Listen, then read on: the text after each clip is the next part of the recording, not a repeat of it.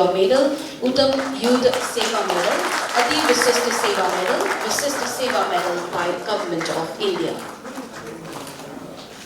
Visishta Seva Medal Bar by Government of India.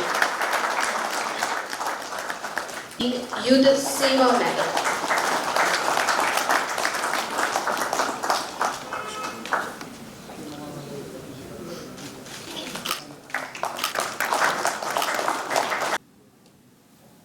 Field Marshal Cam Keriappa Magi Sabiski Dagi Potha Kibanamitu Mari Lena Gumba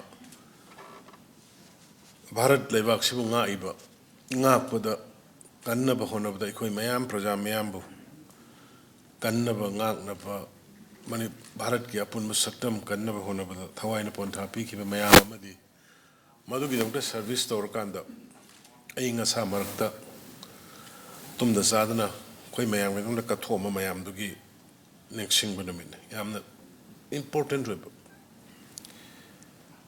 Madam the Heidi Bangasigi, Mang the Langsin Biriba, or Nasiki Horamsi, Sosan Pudasu Pantui. Sosan Pudasu, Zilla Senic Board, Natorkanda. Sosan Pudasu Quigia Armigi, veteran Sedum. The live activities they put the Yabum there to other signing board key, Pantui. Armed forces in the live Miami Hanakange, even during wartime or not, mananally, all the time alert like the way all the time fit like the way Matampuna Muktanum preparation the labor, Dugumba Makalgi service.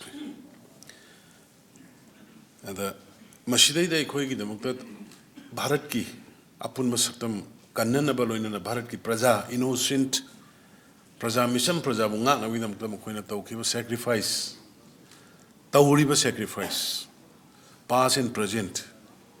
Akumapum Kudimana. Appreciate the Bumtway, and the guy come the Bumtway have see. Ekoi punamang na chapsa na feel domina kada bani. Ngarang soin happy Punjabni experience later ba. Nation gi damuk sacrifice taura ba. Taura ka sulai ba. The hujikso dum madugi wakhalon da lady ba. Veterans ma'am dagi ai cooperation kharsik tokjeri.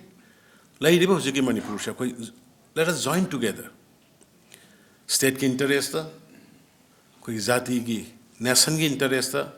Aduga Manipur gi lady ba mayoron dagi laira ba indigenous population gi interest ta ai mayam dagi mateng nijari peace porok na bhona bada peace porok na bhona bada ai athu bada meeting ma su kokjar ke mayam dagi suggestion advice lokje ke aduga mayam na su contribution hana su tawiri tamo Ellen Singh hoy tamo Himalaya hoy mayam ma contribution adagi pambiri basing one by one ming panjadra kasu tawiri ado amu hena team moina work to minana ro ai mayam invite tawjari ai athu bada meeting call tawjar ke mayam na sajok pina biu loina na veteran punamak aduga laikhidra punamak amuhna ai kai khunu buchari amadi nolukchari thank you jai hind